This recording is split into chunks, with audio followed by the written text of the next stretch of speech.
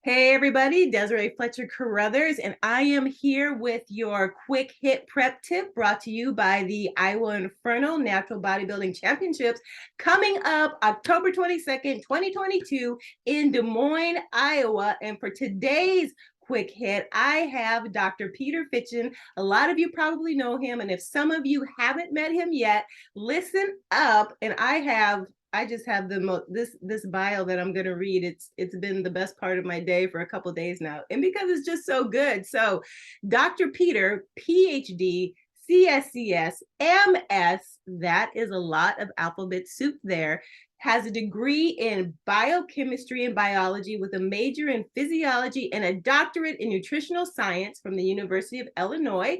Peter is also an NGA professional natural bodybuilder, and this is the best part, guys, because it's so true, as well as a famous competitive bodybuilding coach, not to mention an author. He and Cliff Wilson, who's also a great prep coach, released a book. Has it been a couple years ago now? 2019, so yeah, about 3 years. 2019. It's called Bodybuilding, the Complete Contest Preparation Handbook. And get this, available in 4 languages that I know of. So English, German, Italian, and Chinese.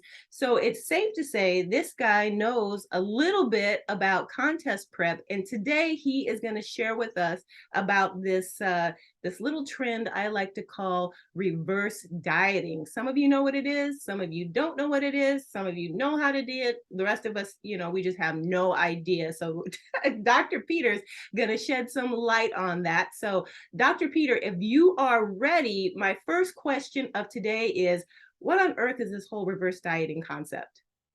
Yeah, so I mean, I think it goes back to, at some point you are done with your show, you're done with a cut if you're not competing, like the diet ends at some point. What do you do next? Yes. And so it has to do with how quickly are you adding food back in? Because if you're dieting, you're in a calorie deficit, you're eating below maintenance.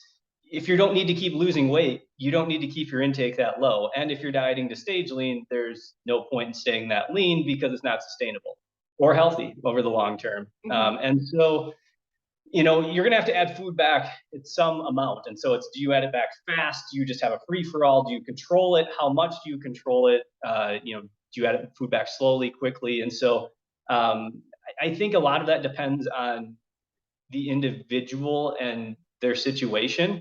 I don't know that one answer is best, across the board for everybody. As far as, people who may want to be adding food back in slower after a cut, that would be somebody who maybe is like ready for their show a few weeks early, adding food in slowly to kind of fill out going into their show. That approach actually works really, really well for most people. Somebody who's dieting maybe in the off season, you're taking a cut and you diet down to a place that's sustainable and you want to actually maintain there. That person may want to add food back slower because they're in a sustainable place. Someone who may need to add food back faster, though, would be the person whose contest season is over and they need to gain weight back after their show to get back to a sustainable place. Food's going to have to come in faster. That doesn't mean a free-for-all, but you do need to be fairly aggressive. That free-for-all, we like that free-for-all, and especially if we've been in a deficit for months, maybe it's week, but for some of us, we know it's been months. And as soon as we step off that stage, you see massive rice cakes with, not just a tablespoon of peanut butter, like 6 tablespoons, and cookies, and just all this stuff, because our mind is like, we're literally freaking out. I mean, sometimes that's how we get ourselves through that last week, through that peak week, is everything we're going to eat as soon as we're done. And so why is that not a good idea? I get that some people need calories more quickly than others, but what are the dangers of the free-for-all? Well, I mean, if you take it too far, I mean, you can have issues with like water retention and end up in the hospital. I've actually seen people where they've gained like 25 pounds in a couple days or something like that. And it can cause like edema and like health issues. And so that's like the worst case scenario. But even if it's not that bad, I do still think like for most of my clients who compete, I still usually say, yeah, enjoy some food Saturday night after your show, Mhm. enjoy some food throughout the day Sunday. As long as you're not like binging all day long, you're going to be fine. Let's get back on track Monday. And then we tighten it up a little bit Monday morning. So I do think some of that, having a few untracked meals, is good. It helps get that out of someone's system. I also think having the mindset that Yes. you have all off season to eat this food, like you should be taking an off season. You there should be a longer period of time here. You have more leeway. You don't need to eat all those things immediately that first day or that first week. You have months or years before your next prep to enjoy that stuff. And so, but yeah, so as far as, what else negatively could happen if you gain really, really fast, it takes hormones, metabolic rate, things like that time to recover. And yes, you do have to regain to weight to get those things back to a normal place. But if you gain really, really fast, you could end up back up where you were at the start of prep or higher Mhm. uh, before, and that's a term in the science they call body fat overshooting, where you end up actually at a higher body fat by the time hormones, metabolic rate, and everything catch up than at the start of your cut. And that's not going to help you in terms of like progress or looking better the next time on stage or anything like that. And so a lot of times when people gain really, really fast, then the next reaction is, oh, well, I'm going to pull back and I'm going to diet right away. And that's a terrible idea because your metabolic rate and your hormones are not back up to normal yet. You start prep hopefully with food high, cardio low. You haven't dieted for a while, and everything's up here, and we're in a great spot. By Mhm. the end, we're down here. Your food has to be a lot lower to see loss. And so if you gain 15, 20 pounds back really fast, if you try to diet back down, it probably is going to take really low food for you to diet because your body still hasn't recovered from Okay. prep. Hormones aren't normal, metabolic rate's not normal. And that's part of the reason why too you need I usually have like a no dieting for at least 6 month rule with my clients after a Okay. show. Like, it takes 4 to 6 months if you look at the literature for someone who's truly is drug free and who's truly dieted to stage lean for them to be able to get back to 100% normal again after a show, maybe even longer in some cases. And so if you're pulling back and trying to diet right away, like you're only making the cycle worse, right? Like, Mhm. Mhm. you start here, great, you end prep here. And if you get only up to about here, and now you're dieting again, like where are you going to end up? and Yeah. so Yeah. and so that leads to that cycle where people, and I know this is off topic, isn't really reverse dieting, but it Okay. leads to the cycle where people who compete over and over and over again, and you see them on stage spring fall, and you see them on stage constantly without an off season. Usually over time their preps actually get harder and they have to take food lower and cardio higher every prep until they've actually had an off season and had food high for a while and sat at a sustainable body fat for a while and just gotten back to normal in a healthy place again.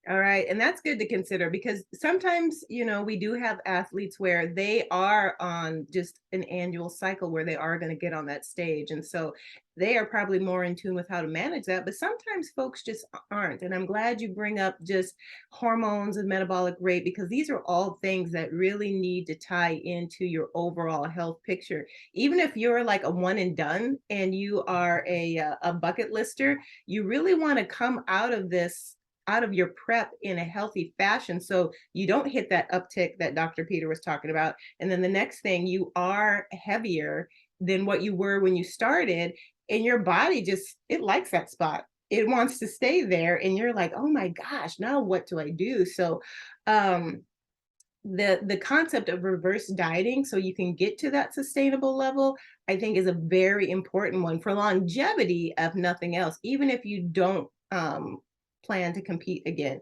And so this next question is kind of off topic, but it's related in my mind. So for athletes that might be competing 3 4 times in a year or sometimes more depending on the athlete, how long or how sustainable can that be from an overall health perspective? I mean, I know the reverse dieting has got to be an important aspect of that, but and I know everybody's different, so I'm putting you on the spot, but is there such a thing as too many shows? Or I mean, how long can you sustain this cycle from month to month to month to month and still improve as you continue through your season? Yeah, so I think that depends on a couple of things. One would be, are you all the way lean, just absolutely peeled at that first show? Mhm. because if someone's not all the way lean at their first show and then they keep dieting and they do later shows, you know, that's probably a little more sustainable, because they're only at that leanest level for a shorter period of time.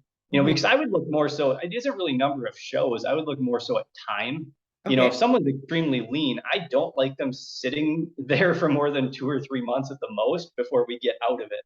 And Okay. so I always recommend doing more than one show when you're lean because bodybuilding's subjective. So you can't control who else shows up. So get on stage with different people. You can't control what the judges are looking for that day, compete different shows and get in front of different judges. And make the most of the time you dieted down. And so yeah, I'll have clients do 2, 3, 4 or more shows over a couple months, 2, 3 month period. That's fine. It's just then after that off season, like we aren't dieting, and you're gaining weight back, getting back to a sustainable place again.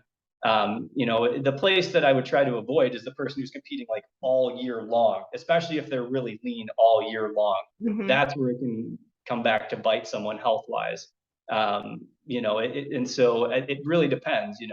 How long are you at your leanest? Is that every show for months? Because a lot of times too, if you try to do that, you probably, if someone's at their leanest for months, usually they start looking not as Mhm. good by those later shows also. And so, that's where you only want to be your leanest for a short period of time, or if you're going to compete over like a longer stretch of time, maybe not be quite as lean by your first, maybe you have a little more to lose by the first show and you have to accept that I'm not going to be as good as I can be at my first show and I will get leaner and better by my later shows. All right, very good. So that's all the questions that I have for you today, Dr. Peter, except for one. So I want to hear more about Bodybuilding the Complete Contest Preparation Handbook. I actually have a copy and I just moved, so it's buried in a box somewhere. But I would be remiss. Now, I mean, this book has probably been, from what I've seen, one of the most comprehensive handbook preps. And and it has to be kind of umbrella in terms because everybody's different, but let us know, what can people expect from your book if they run out to Amazon and order it? Yeah, so I mean, we tried to make it fairly comprehensive because it started out, we get a lot of the same questions from newer competitors, right? Like, what sanction do I compete in? Which ones drug test? Which ones don't? What division do I compete in? What are the differences between divisions and posing and, you know, uh, just all the other details, right? Like tan and all that stuff, right? Yep. What happens on show day? What do I need to do ahead of time? All that, so we try to include a lot of that detail in there. And then also just like the how to, like at least a guideline of how to handle the nutrition, training, cardio side of things during prep, what to do during peak week. We talked some about reversing and transitioning to the off season and all of that. So we really tried to make it as like comprehensive on the topic as possible. And so fortunately, it's been reviewed fairly well, and it's done well. So I'm pretty happy with that. Very So exciting.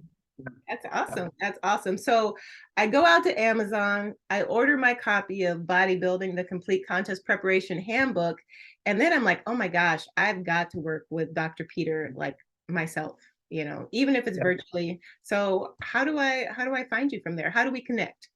Yeah, so I basically all my clients are online. I don't really work with anyone in person. I live in such a rural area. I don't really hardly have any local clients, honestly.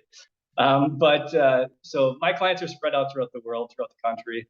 And so if you want to work with me, you can shoot me an email, fitbodyphysique@gmail.com. My website's fitbodyphysique.com. You can inquire through there. I'm also on Instagram at fitbodyphysique or Facebook as myself.